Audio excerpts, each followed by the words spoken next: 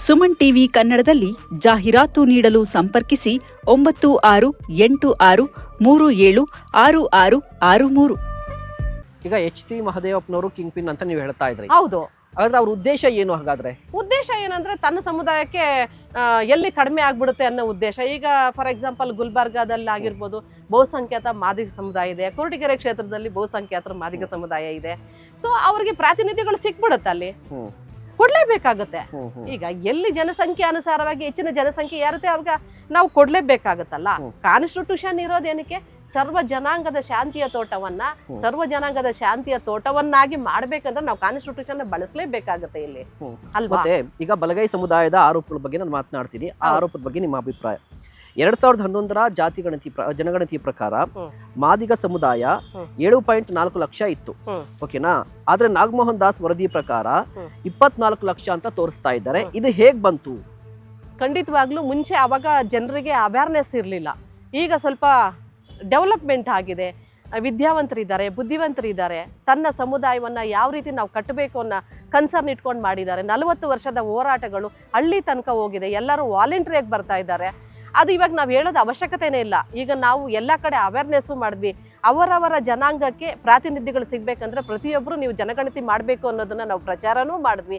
ಆ ಪ್ರಚಾರನೂ ಅದನ್ನ ಲೆಕ್ಕ ಕೌಂಟ್ ಆಗಿರ್ಬೋದು ಜಾಸ್ತಿ ಅಂತ ನನಗನ್ಸುತ್ತೆ. ಆವಾಗ ಕೌಂಟ್ ಆಗದೆ ಇರ್ಬೋದು, ಎಲ್ಲ ಕೂಲಿ ಕಾರ್ಮಿಕರೇ ನಮ್ಮಲ್ಲಿರೋದು.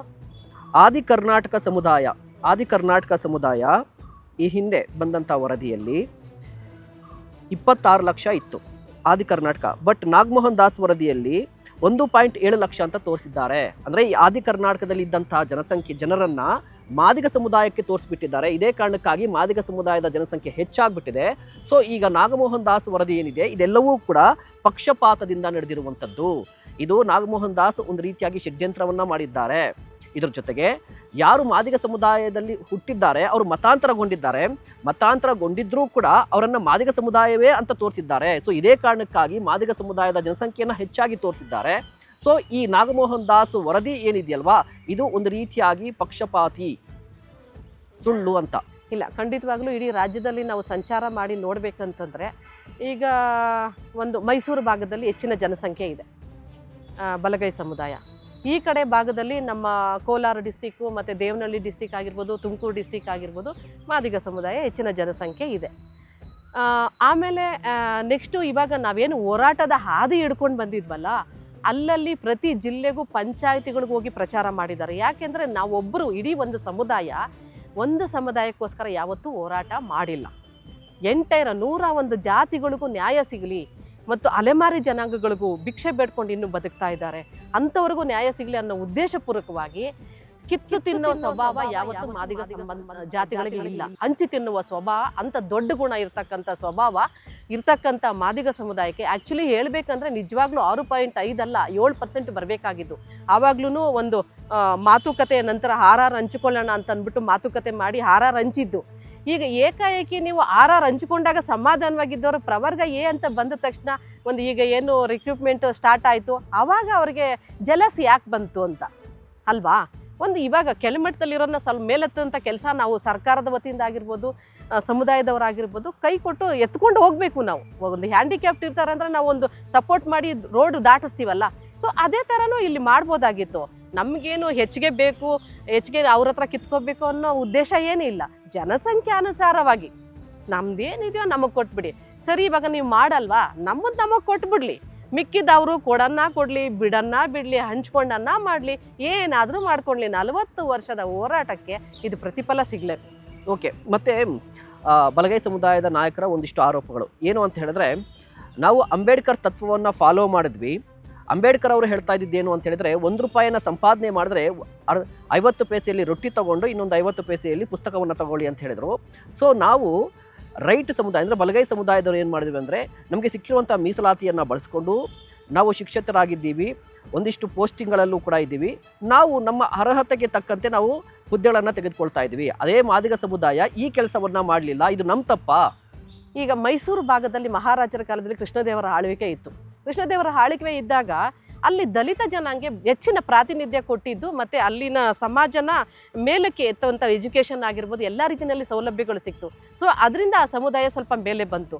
ಆಮೇಲೆ ಮಾದಿಗ ಸಮುದಾಯನು ಕಸ ಹೊಡೆಯೋದು, ಮೋರಿ ತೊಳೆಯೋದು, ಕ್ಲೀನ್ ಮಾಡೋದು, ಚಪ್ಪಲಿ ಹೊಲಿಯೋದು, ಎಂಥ ಒಂದು ನೀಚ ಒಂದು ಕೆಲಸವನ್ನು ಇವತ್ತು ಏನಾದರೂ BBMP ಆಗಿರ್ಬೋದು, ಸರ್ಕಾರದ ಒಂದು ಪ್ರದೇಶಗಳಲ್ಲಾಗಿರ್ಬೋದು, ಯಾವುದೇ ಒಂದು ಇಲಾಖೆಗಳಲ್ಲಾಗಿರ್ಬೋದು, ಹೆಚ್ಚಿನ ಜನಸಂಖ್ಯೆಯಲ್ಲಿ ಮಾದಿಗ ಸಮುದಾಯನೇ ಎಲ್ಲ ಕ್ಲೀನ್ ಮಾಡೋದಾಗಿರ್ಬೋದು, ಸ್ವಚ್ಛ ಭಾರತದ್ದಾಗಿರ್ಬೋದು, BBMPದಾಗಿರ್ಬೋದು, ಎಲ್ಲ ಪೌರ ಕಾರ್ಮಿಕರ ಅದೇ ಕೆಲಸದಲ್ಲಿ ಅವರು ಇದು ಮಾಡ್ಕೊಂಡ್ಬಿಡ್ತಾರೆ. ಆದ್ದರಿಂದ ಅವರಿಗೆ ವಿದ್ಯಾಭ್ಯಾಸಕ್ಕಾಗಿರ್ಬೋದು, ಜೀವನ ಮಟ್ಟ ಮಾಡಲಿಕ್ಕೆ ಭಾಳ ಕಷ್ಟ ಆಯಿತು. ಸೊ ಅದರಿಂದ ಅವರು ಹೆಚ್ಚಿನ ವಿದ್ಯಾಭ್ಯಾಸ ಪಡ್ಕೊಳ್ಳಿಕ್ಕೆ ಅವಕಾಶ ಆಯಿತು. ಇನ್ನೊಂದು, ಬಾಬಾ ಸಾಹೇಬ್ ಅಂಬೇಡ್ಕರ್ ಅವರು ಒಂದು ಜನಾಂಗಕ್ಕೆ ಸೀಮಿತ ಅಲ್ಲ, ಅವರು ವಿಶ್ವಕ್ಕೆ ಒಂದು ಮಾದರಿ ಇರ್ತಕ್ಕಂಥ ಮನುಷ್ಯ. ಅವರು ವಿಶ್ವವನ್ನೇ ಸಾರ್ತಕ್ಕಂಥ ಮನುಷ್ಯ, ಅವರು ವಿಶ್ವಕ್ಕೆ ಸಮಾನತೆಯನ್ನು ಸಾರದಂಥ ಮನುಷ್ಯ.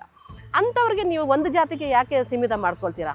ಸಂವಿಧಾನ ಏನಕ್ಕೆ ಬರೆದಿದ್ದಾರೆ? ಎಲ್ಲರಿಗೂ ಸರ್ವರಿಗೆ ಸಮಪಾಲು, ಸರ್ವರಿಗೆ ಸಮಬಾಳು ಅನ್ನತಕ್ಕಂಥ ಒಂದು ಉದ್ದೇಶನ ಅವರು ಸಾರದಂಥ ವ್ಯಕ್ತಿ.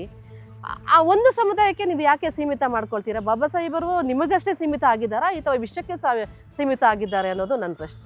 ಓಕೆ, ಇನ್ನೊಂದೇನು ಅಂತ ಹೇಳಿದ್ರೆ, ಈಗ ಸಾಮಾಜಿಕ ನ್ಯಾಯ, ಕಾಂಗ್ರೆಸ್ ಪಕ್ಷ ಅಧಿಕಾರದಲ್ಲಿದೆ. ರಾಹುಲ್ ಗಾಂಧಿ ಹಾದಿಯಾಗಿ, ಸಿದ್ದರಾಮಯ್ಯನವರ ಹಾದಿಯಾಗಿ ಎಲ್ಲರೂ ಕೂಡ ಸಾಮಾಜಿಕ ನ್ಯಾಯದ ಬಗ್ಗೆ ಮಾತನಾಡ್ತಾ ಇದ್ದಾರೆ. ಈಗ ಸಿದ್ದರಾಮಯ್ಯನವರು ಅಂತ ಬಂದರೆ ಅಹಿಂದ ಚಾಂಪಿಯನ್ ಅನ್ನುವಂಥ ಬ್ರ್ಯಾಂಡಿಂಗ್ ಇದೆ, ಮತ್ತು ಸಾಮಾಜಿಕ ನ್ಯಾಯ ಮತ್ತು ಯಾರು ಶೋಷಿತರಾಗಿದ್ದಾರೋ ಅವರು ನನ್ನ ಜನ ಅಂತ ಸಿದ್ದರಾಮಯ್ಯನವರು ಸದನದಲ್ಲೇ ಹೇಳ್ಕೊಂಡಿದ್ದಾರೆ. ಹೌದೌದು. ಈ ಹಿಂದೆ 2013ರಲ್ಲೂ ಕೂಡ ಸಿದ್ದರಾಮಯ್ಯನವರು ಒಳ ಮೀಸಲಾತಿ ಪರವಾಗಿದ್ದೀನಿ, ಜಾರಿ ಮಾಡ್ತೀನಿ ಅಂತ ಹೇಳಿದರು. ಚಿತ್ರದುರ್ಗದಲ್ಲಿ ಕಾರ್ಯಕ್ರಮ ನಡೆದಾಗಲೂ ಕೂಡ ನಾನು ಒಳ ಮೀಸಲಾತಿ ಜಾರಿ ತರ್ತೀನಿ ಅಂತ ಹೇಳಿದರು. ಹಾಗಾದರೆ ಸಿದ್ದರಾಮಯ್ಯನವರು ಇಚ್ಛಾಶಕ್ತಿ ಇದೆಯೋ ಇಲ್ವೋ? ಯಾಕೆ ಡಿಲೇ ಮಾಡ್ತಾ ಇರುವಂಥದ್ದು? ಸಿದ್ದರಾಮಯ್ಯ ಅವರಿಗೆ ನಿಜವಾಗ್ಲೂ ಇಚ್ಛಾಶಕ್ತಿ ಇದೆ. ಮತ್ತೆ ದಾರಿ ತಪ್ಪಿಸ್ತಿರೋದು ಯಾರು? ದಾರಿ ತಪ್ಪಿಸ್ತಾ ಇರೋದು ಪಕ್ಕದಲ್ಲಿ ಇರ್ತಾರಲ್ಲ ಯಾರು? ಈಗ ನಮ್ಮ ಮಿನಿಸ್ಟರ್ಗಳಿದ್ದಾರೆ, ಎಲ್ಲ ಸಮುದಾಯದ ಮಿನಿಸ್ಟರ್ಗಳಿದ್ದಾರೆ. ಈಗ ಈ ಸಮುದಾಯಕ್ಕೆ ಕೊಟ್ಬಿಟ್ರೆ ನಮಗೆಲ್ಲಿ ಕಡಿಮೆ ಆಗ್ಗುತ್ತೆ ಅನ್ನೋ ದೃಷ್ಟಿಯಿಂದ ಇವ್ರು ಪ್ಲಾನ್ಡ್ ಆಗಿ ಮಾಡ್ತಾ ಇದ್ದಾರೆ. ಆಮೇಲೆ ಎಷ್ಟೋ ಸಾರಿ ನಾವು ಅಹಿಂದ ಪರವಾಗಿದ್ದೀವಿ. ಸನ್ಮಾನ್ಯ ಮುಖ್ಯಮಂತ್ರಿಗಳು ಇದು ಗಮನದಲ್ಲಿ ಇಟ್ಕೋಬೇಕು. ಮುಖ್ಯಮಂತ್ರಿಗಳು ಯಾರ ಮಾತು ಕೇಳಬಾರ್ದು. ಇಡೀ ನಮ್ಮ ರಾಜ್ಯದ ಮುಖ್ಯಮಂತ್ರಿಗಳಾಗಿ ಏನು ಕಾನೂನಿನ ಚೌಕಟ್ಟಿನಲ್ಲಿ ಏನೇನು ಬರುತ್ತೋ ಅದನ್ನು ಮಾಡಲೇಬೇಕಾಗಿರೋದು ಅವ್ರ ಧರ್ಮ ಕೂಡ, ಅವ್ರು ಕಾಪಾಡ್ಕೊಂಡು ಬರಬೇಕಾಗಿರೋದು ಅವ್ರ ಕರ್ತವ್ಯ ಕೂಡ. ಅಹಿಂದ ಸಿದ್ದರಾಮಯ್ಯ ಅವರು ಅಂತ ಹೇಳ್ತಾರೆ, ನಾವು ಅಹಿಂದ ನಾಯಕರು ದಲಿತರ ಪರವಾಗಿ, ದಮನಿತರ ಪರವಾಗಿ ಅಂತ ಹೇಳ್ತಾ ಇದ್ದಾರಲ್ಲ. ಹೆಚ್ಚಿನ ಜನಸಂಖ್ಯೆ ಇರ್ತಕ್ಕಂಥ ಜನಸಂಖ್ಯೆನ ನೀವು ಬರೀ ವೋಟ್ ಬ್ಯಾಂಕಕ್ಕೆ ಯಾಕೆ ಸೀಮಿತ ಮಾಡ್ಕೊಂಡಿದ್ದೀರಾ? ಅವ್ರನ್ನ ಒಂದು ಮೇನ್ ಸ್ಟ್ರೀಮ್ ತಗೊಂಡು ಬಂದು ಉನ್ನತವಾದ ಸ್ಥಾನಮಾನಗಳನ್ನು ಕೊಟ್ಟು, ಸಮಾಜದ ಒಂದು ಸ್ಥಾನಮಾನಗಳನ್ನು ಕೊಟ್ಟು ಸಮಾಜವನ್ನು ಉತ್ತಮ ರೀತಿಯಲ್ಲಿ ಬೆಳವಣಿಗೆ ಮಾಡಲಿ. ಅವಾಗ ನಾವು ಅಹಿಂದ ನಾಯಕ ಅಂತ ಒಪ್ಕೊಳ್ತೀವಿ. ಇಲ್ಲಾಂದ್ರೆ ನಾವು ಈಗ ಅಹಿಂದ ನಾಯಕ ಅಂತ ಅಂದ್ಕೊಂಡಿರೋದನ್ನ ನಾವು ಬಿಡಬೇಕಾಗತ್ತೆ. ಇದು ಒಂದು ಎಚ್ಚರಿಕೆ ಆಗ್ಬಿಡುತ್ತೆ ಸಿದ್ದರಾಮಯ್ಯ ಸರ್ಗೆ.